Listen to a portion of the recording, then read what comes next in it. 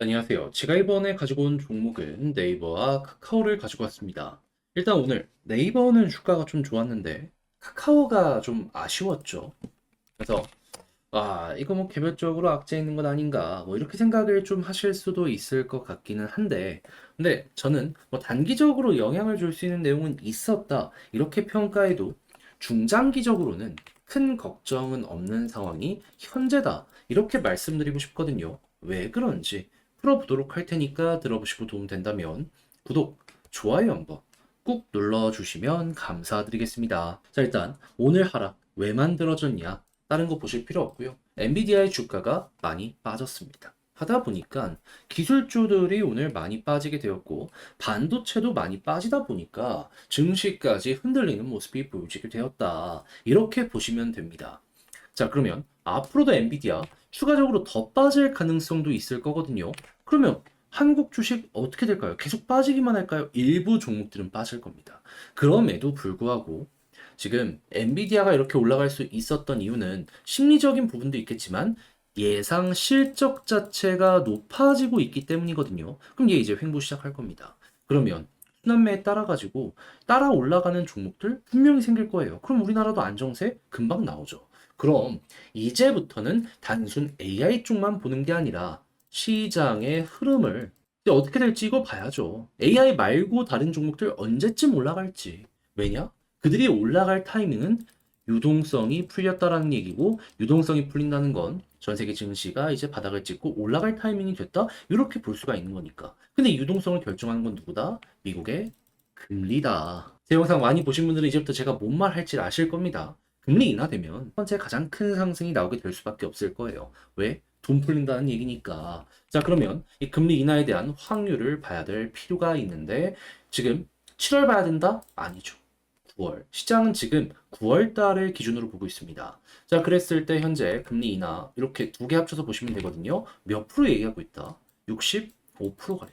그러면 이 65%의 확률이 높아지면 호재고 떨어지면 악재다라고 생각을 할 수 있을 것 같은데 최근 40%대에서 이렇게 올라간 것만 하더라도 나름 마음 편안하게 볼 수 있지 않겠습니까? 그러면 현재 나오는 내용 그리고 앞으로 여러분들이 여기에 영향을 미칠 부분 어떤 거 있는지를 좀 정리해 보도록 하면은 다른 거 볼 필요 없고요.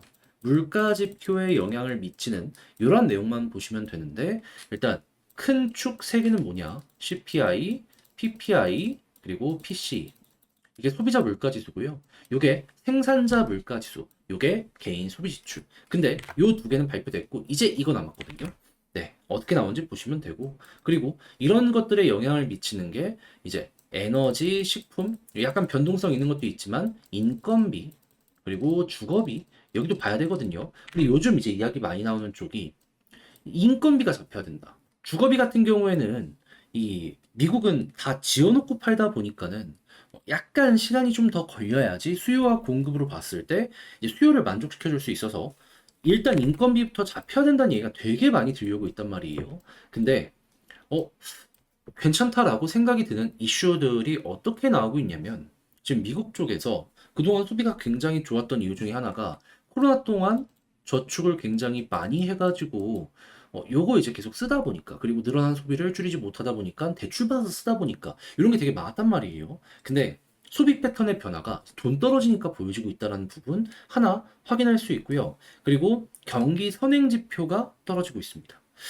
그러면은 당연히 물론 미국 경기는 안 좋아질 수 있겠지만은 금리 인하에 대한 근거는 계속 쌓여가고 있네 생각할 수 있겠죠. 그러면 이러한 것들이 계속해서 좋아지게 된다면 지금 이번에 시카고 연은 총재가 이와 같은 지표가 계속되면 금리 인하 가능하다라고 했거든요. 예, 그럼 이거 확률 확 올라간다라고 보시면 됩니다. 그럼 올라가는 순간 선반영에 대한 이야기는 나오게 될 거고 당연히 선반영이 되면은 네이버, 카카오 같은 경우 다 이렇게 올라갔었잖아요. 이거 선반영 이슈 때문에 이렇게 올라갔었던 거예요. 그러면 여기서 또 한번 반복되겠죠. 회복하려는 움직임이 강해질 것이고, 그럼 여기를 1차적인 목표로 두되, 여기서 마무리를 지어야 될까요? 아닙니다. 1차가 2차가 될 수 있고, 2차가 3차가 될 수 있죠.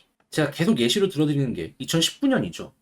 자, 이 당시에 어떤 일이 있었냐? 금리 인하 얘기 나오면서, 일단, 자, 이렇게 쭉 올라가고, 금리 인하가 진행이 될 때마다 한 번씩 한 번씩 이렇게 튕겨 올라가는 모습이 보여지게 되었다. 이거는 네이버, 삼성전자, 하이닉스 싹 다 마찬가지였다.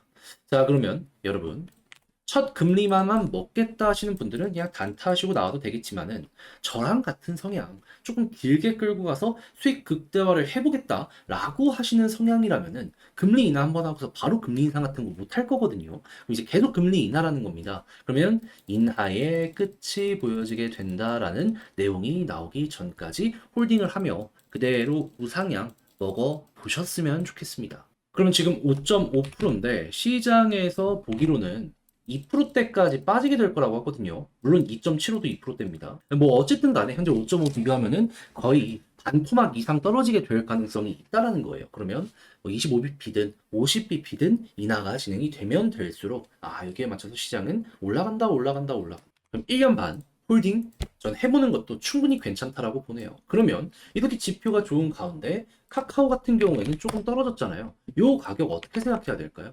떨어져 봤자 여기는 회복한다. 문제될 거 없다. 자, 그러면 지금 본 걸 바탕으로 총정리하면서 영상 마치도록 하면은 일단 첫 번째 나오는 뉴스를 봤을 때 엔비디아가 문제긴 한데 근데 결국 가격을 결정하는 건 사업이 정상적이다라는 가정하에 금리라는 말이죠. 유동성.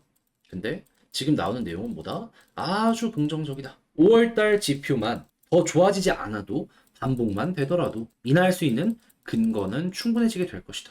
그럼 이제 이런 걸 통해서 9월 기준으로 확률이 지금 65%인데 확 올라가는 모습이 보여지게 된다면 기대감 선반영으로 인해서 야, 이거는 가격이 반등하겠구나. 예, 올라가는 거 생각하시면 되고요.